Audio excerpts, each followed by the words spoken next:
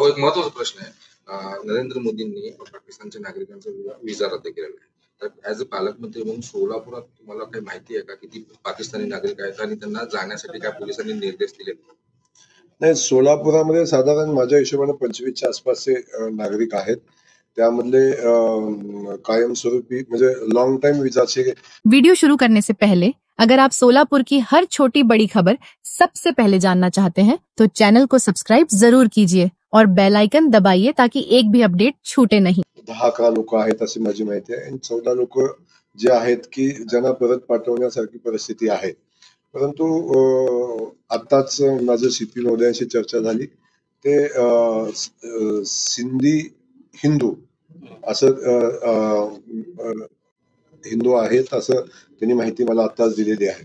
त्या संदर्भात मी माननीय मुख्यमंत्री महोदयांच्या माध्यमातून मी आता मुख्यमंत्री महोदयांशी बोलणार आहे आणि या संदर्भात काय निर्णय घ्यायचा आहे त्या संदर्भात नक्की आपण विचार करू। नेमकं हे नागरिक कोणत्या कारणानिमित्त या इकडे आले तर त्या संदर्भात काही माहिती मिळाली? आता बरेचसे नागरिक का आलेले आहेत या संदर्भात मी डिटेल माहिती घेतलेली नाही, पण आपण जर त्यांना लॉंग टाइम विजा दिला असेल तर काहीतरी कारण बघूनच दिला असेल। आणि काही लोक जे आहेत की ज्या हिंदूंना पाकिस्तानमध्ये प्रचंड त्रास त्या हिंदू बांधवांना होतो, त्या त्रासाला कंटाळून आलेली काही लोक असू शकतात आणि जर ती हिंदू असतील तर त्यांच्या बाबतीत नक्की आपल्याला विचार करायला लागेल। तेवढा मोठा तर मी नाही आहे, पण मी माझी भूमिका नक्की आमच्या सरकारकडे मांडेल।